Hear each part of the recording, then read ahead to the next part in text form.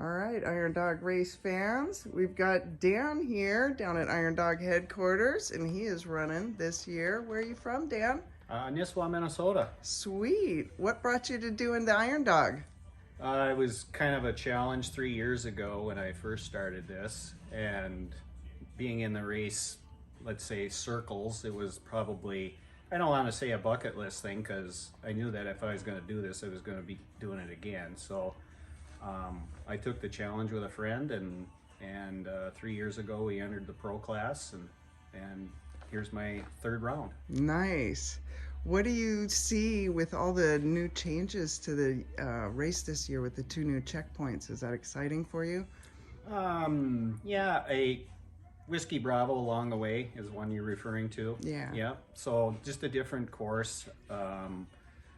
Still wonder why the Rainy Pass doesn't do it, but we're staying there anyway, Okay. and it's all good. Yeah. And change is always good. Yeah. So you just deal with it and move on. Nice. Is there any differences this year to running from previous years with your gear or with your sled that you've noticed any improvements that have made the race easier for you? Because the Iron Dog's not easy on any stretch anyway. But with every year, it seems like the improvements get better. But what have you noticed? Like shock, suspension?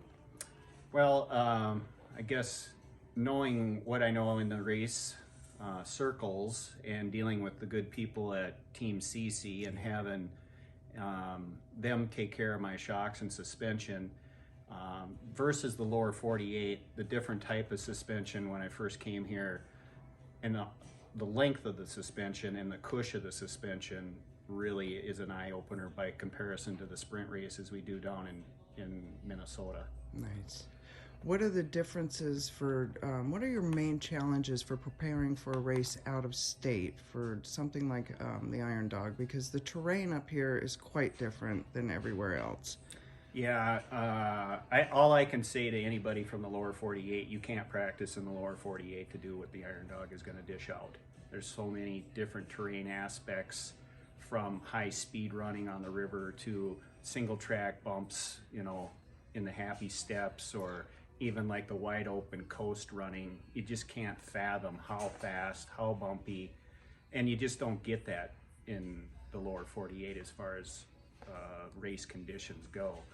I had over 2,000 miles of practice in Minnesota. I got up here 3 years ago, and the Big Lake Trails, I just compare it to a motocross track. At a supercross track, it's just so moguled out, so whooped out, and I just said, what am I doing? I did not prepare for this. Right. And it just threw me in a tailspin. Nice. So that right there, how long would you suggest for racers then out of state to come up and prepare, if possible? Some of the younger guys are probably a little more resilient, and I knew it at my age. I needed to have a trainer. I practiced my snowmobile in northern Minnesota in as like conditions as I could find, but the younger guys, I guess, cardio and strength training is probably the biggest, but saddle time up here, I would say you need at least 3 weeks to get used to it unless you've been here a few times. Okay. The newbies are going to need, some extra time, but I know like the veterans that have done it in the past, they got a pretty good idea. It's just the amount of time that the Alaskan has on a snowmobile that enables them to do what they do. They're just superior athletes, I think, by comparison. Because it's such a different terrain, and it's completely, when you go out on the trails out here, there's nothing. Like, there's no roads, there's no way to get parts, you're out. And I think that's hard for people to understand from out of state, is that the Iron Dog is really remote. It is a big challenge. One thing that I've found out about Iron Dog and the Alaskans is that you need to build the relationships, yes, with these people in order to be successful. And the fact that they have so many resources at hand, whether it be the airplane or let's just say a villager that you know that you can go and rely on for some sort of resource that you need. It's just a tremendous amount of wealth. Regardless of what your talent is in the saddle, you need people. And Yes. it is a big challenge, which I have really come to appreciate. I've got, a lot of people and resources that I can rely on, and it's just an awesome experience. Wonderful. Is there anything you would like to say to any of the potential racers and the fans that are looking forward to watching you on the trail this year? I just have the goal to get to know them. I'm in the expedition class this year. We could have another interview about my struggles in getting here, but anybody that has the inkling to do it, just have the patience and have faith in yourself, and it'll come to fruition. My packet that I got today is because I'm one of the last signups, and I had the struggles to get here. But have faith in yourself, sign up and do it.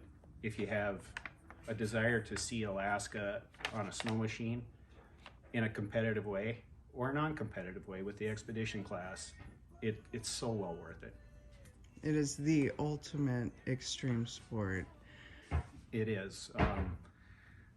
I reckon it with being not only a 1%er, but a 1% of the 1%ers of people that can actually do this kind of thing. Yeah, there is just a handful of people that have completed this race. And Right. just pulling up to the start of the Iron Dog is quite an accomplishment. Yeah. Pulling the trigger, getting signed up, getting to the starting line, the logistics along the way are just insurmountable. But once you're there and on the trail, just make sure you get off Big Lake. I guess that's the running joke. Yes. I've even said that about myself. And then once you get into a groove and you're moving north, it is just an experience that is undescribable. Wonderful. And my son-in-law back home said to me, he goes, Dan, to finish the Iron Dog is a win. To win like Tyler or some of the boys is a champion. And everybody that finishes is a winner. Yes. And I truly believe that. Yeah. The Iron Dog has a title called the Iron Dogger, and that is a title that there's just not handed out. When you finish and become an Iron Dogger, it is a title that holds a lot of pride because there's so much that you put into finishing the Iron Dog and getting to that finish line. And regardless of where you place, it is an ultimate accomplishment. It is. I'm getting goosebumps just talking to you right now, because you think about what you've done to get here, what you've done to finish it, and to try and describe the Iron Dog to somebody takes a long time. Yes. I mean, what aspect do you want to know about? COVID in itself, a couple of years ago was a huge challenge to try and overcome with the villages, and just being able to run, throw that into the mix, and you just go into a tailspin sometimes. Yes. So, I just got goosebumps right now just thinking about everything I've done to get here. It's quite an accomplishment. Congratulations. Thank you. Is there anyone that you would like to thank, or anyone you would like to send all the well wishes and thank you for getting you to this point? Yeah, I want to thank my family, my two daughters, Ashley and Hannah. Been big support while I'm here. I'm here by myself, so FaceTime is a great thing. Yeah. My wife Pam, big support. Wonderful. Team CC for helping out in a lot of the hurdles that mechanically happen. They're great to work with. My mechanic, Uncle Buck, he's my crew chief. He keeps things running and keeps me inspired. Make sure I'm on my best. Tubi Outerwear is the sponsor Nice. for my clothing. Met them in Colorado a few years ago, heydays down in the metro in Minnesota, and have just had a wonderful experience working with them. This company here, G Boost, they're the drive bell company. It's an aftermarket company that works with me. Glenn Erlinson is the individual that started G-Boost in Brainerd, Minnesota. I've known him my whole life and has been an avid supporter of all racing, not just snowmobiles. But yeah, and just everybody that has helped me along the way. The Alaskans, I could, you know, I have a grocery list of people up here that I'd love to thank, but I know we got a limited amount of time. Yeah. I'm sorry to put you on the spot with that. It's hard to remember everybody involved, Right. but it's nice to, say to the family and thanks, because having that support group to do the Iron Dog is required. You can't do it alone out there on that trail, and having the people that you can depend on when you're out on the trail that is watching you, knowing ahead of time what you may or may not need, and staging things for you is quite important. And it's a lot of work. There's a lot that goes into this race. Yep.